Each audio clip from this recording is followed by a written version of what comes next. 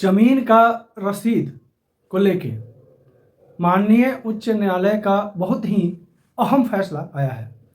और जैसा कि सभी को पता है कि प्रॉपर्टी के लिए, ज़मीन के लिए, खेत खलिहान के लिए रसीद का वैल्यू कितना है, लोग रसीद कितना तत्परता से कटवाता है। नमस्कार, आप देख रहे हैं बिहार वाले और हम हैं राज पांडे। फिर से स्वागत करते हैं हम अपने वीडियो में आप सभी का। और माननीय उच्च न्यायालय का अहम फैसला रसीद को लेकर आया है। अगर आप भी रसीद कटवाते हैं तो इसके लिए क्या क्या आदेश आया है ये आपको जानना बेहद ज़रूरी है। तो देखिए, कई बार ऐसा होता है कि आप कहीं और बाहर रहते हैं या आप अपने खेती गृहस्थी नहीं करते हैं, आप अपने ज़मीन को किसी और को दे देते हैं खेती गृहस्थी करने के लिए, बोने जोतने के लिए। और अगला जो है जब देखता है कि ज़मीन के मालिक जो है वो कहीं और रहते हैं या हमको दे दिए हैं बोने जोतने के लिए, खेती गृहस्थी करने के लिए, और अपना होशियारी दिखाते हुए गलत तरीके से जमाबंदी करवा करके और अपने नाम से रसीद कटवाना चालू कर देता है। या अगर आप कहीं बाहर रहते हैं, आप अपना खेती गृहस्थी जो है वो अपने गोतिया भाई या किसी को दे दिए हैं कि भाई हमको तो करना है नहीं, पड़ती रहने से अच्छा है कि आप करो, जो होगा उसका हमको दे देना। लेकिन अगला होशियारी करता है कि जमाबंदी अपने नाम से करवा के और रसीद अपने नाम से कटवाने लगता है। और बाद में जब आपको पेपर्स की ज़रूरत पड़ती है या पेपर जब अप टू डेट करवाने जाते हैं या कुछ ऐसा सिचुएशन आता है, जैसे सर्वे चल रहा है, वैसे सिचुएशन में आपको पता चलता है कि ज़मीन का रसीद जो है वो कोई और कटवा रहा है और ज़मीन का मालिकाना हक लेके बैठ गया है। इसको लेकर के माननीय उच्च न्यायालय ने बहुत बढ़िया और अच्छा आदेश दिया है, जो सभी रैयतों के लिए, सभी ज़मींदारियों के लिए बहुत ही अच्छी बात है। पहले के समय में जो ज़मींदार वगैरह हुआ करते थे तो उनका ज़मीन कोसों कोसों दूर में हुआ करता था, 50-50 किलोमीटर दूर पे ज़मीन हुआ करता था। आज भी बहुत सारे ऐसे लोग हैं जिनका अगर कहीं से मिला हुआ ज़मीन है या अगर खरीदे भी हैं तो बहुत दूर दूर पे खरीदे हुए हैं, और वो ज़मीन के इर्द गिर्द रहने वाले जानते हैं कि भाई तो यहाँ रहते हैं नहीं, चलो हम अपना होशियारी इसमें लगाते हैं, और वो होशियारी लगा करके और ज़मीन का रसीद कटवाने लगते हैं। पहले के समय में, आज से 10-15 साल पहले, बहुत ज़्यादा पहले नहीं, 10 ही 15 साल पहले ज़मीन का जो भी कागज़ तैयार किया जाता था, चाहे जमाबंदी हो या लैंड म्यूटेशन हो या दाखिल खारिज हो या अन्य तरह का जो भी प्रोसेस था, वो रजिस्टर पे होता था लिखित रूप से। तो लोग कुछ पैसे खर्च करके और सीओ द्वारा या डीसीएलआर द्वारा जो है अपना जमाबंदी चढ़वा लेता था और अपने नाम से रसीद कटवाने लगता था। लेकिन रसीद कटवा लेने से आप जो है मालिक ज़मीन का नहीं बनते हैं, ये साबित कर दिया है माननीय उच्च न्यायालय ने। और बहुत सारे लोग ऐसे हैं जो विवाद जो ज़मीन का चल रहा है, अपने यहाँ बिहार में ही नहीं पूरे भारत में ज़्यादातर विवाद जो है वो ज़मीन संबंधित होता है। और इस ज़मीन संबंधित विवाद में मुख्य रूप से एक कारण ये भी है कि ज़मीन आपका बहुत दूर पे है या आपके जाने अनजाने में आपका ज़मीन पे कोई और कब्जा करके अपने नाम से रसीद कटवा लिया, अपने नाम से जो है जमाबंदी काम करवा दिया और ज़मीन का वास्तविक मालिक बन गया, और आप जो है हाथ मलते रह गए। आपके जिम्मे कुछ नहीं आया, या तो लड़ाई झगड़ा लाठी डंडा करे जाके अगला से ज़मीन का कब्जा खाली कराएं या कोर्ट दौड़े। तो कोर्ट दौड़ने के पहले आपके मन में सबसे बड़ा चिंता है कि भाई अगला भी पेपर बनवा लिया है, हमारे पास भी पेपर है, अब क्या होगा, परेशानी सामने है। तो माननीय न्यायालय के पास एक केस गया था जिसमें माननीय न्यायालय ने साफ शब्द में कहा कि ज़मीन का रसीद अगर आपके पास है या अगर आप किसी तरह से ज़मीन का जमाबंदी भी कायम करवा लेते हैं तो आप ज़मीन के मालिक नहीं हो सकते हैं। और जिनका वास्तविक प्रॉपर्टी है, वास्तविक ज़मीन है, वो अगर किसी तरह का कानूनी एक्शन लेता है तो आपको वहाँ जो है जो आपका ज़मीन का दावा है वो छोड़ना पड़ेगा, दखल है वो भी छोड़ना पड़ेगा। तो ये बहुत बड़ी बात है उन सभी के लिए जो बाहर भीतर रहते हैं और खेती गृहस्थी के लिए किसी को अपना ज़मीन प्रॉपर्टी दे दिए हैं देख रेख के लिए, और अगला उसमें होशियार बनने को तैयार हो गया है। अब आपको पहले क्या होता था कि अगर कोई रसीद कटवा लेता था हमारे ज़मीन का हमारे नाम से, हमारे ज़मीन का हमारे प्रॉपर्टी का अपने नाम से, तो चिंता घेर लेती थी कि जा अब तो हमारी प्रॉपर्टी हमारे हाथ से गई, अगला जो है अपना कागज़ बनवा लिया, तो अब चिंता करने की ज़रूरत नहीं है।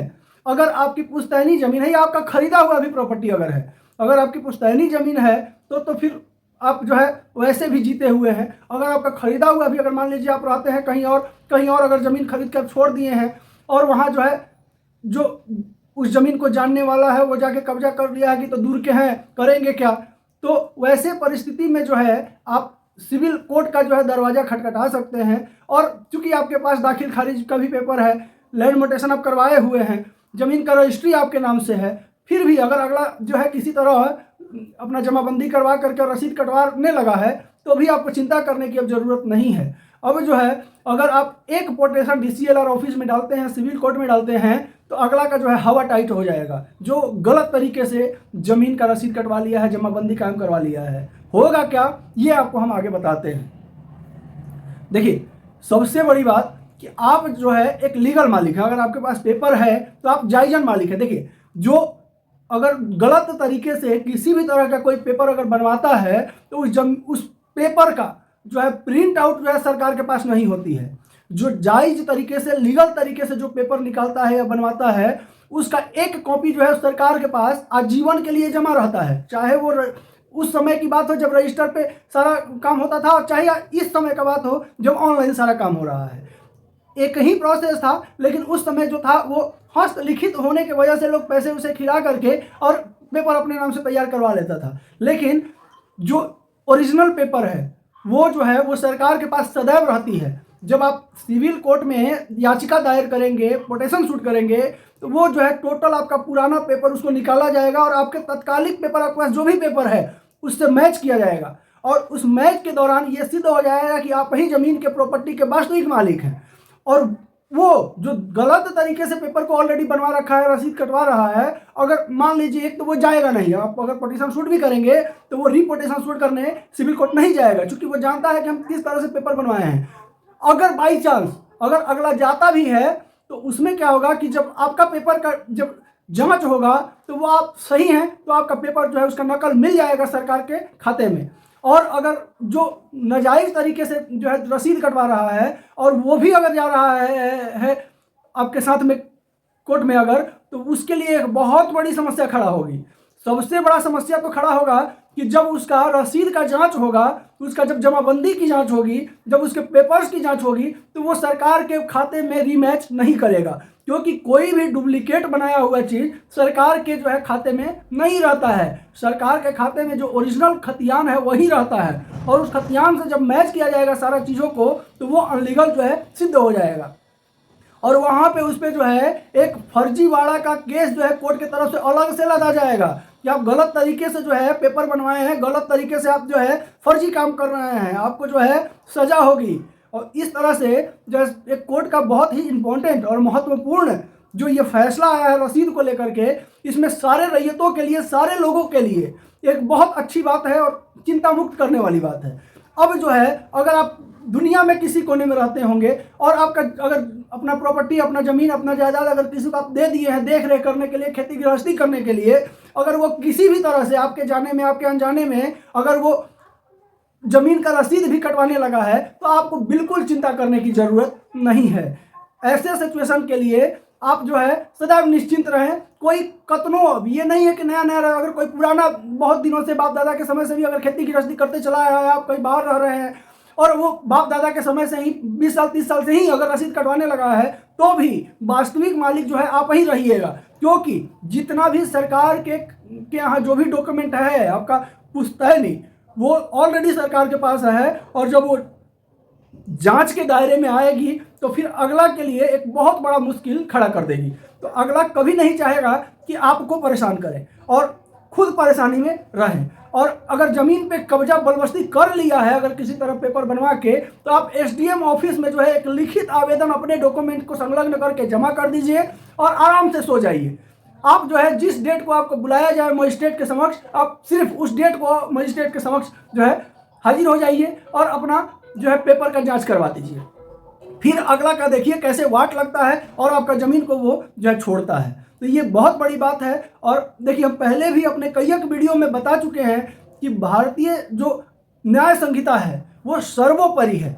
लोग, सरकार या लोग जो भी अपने तरफ से दिमाग लगाए, लेकिन जो न्यायपालिका है वो न्याय जो है सदैव लोगों के हित को देख के ही करती है।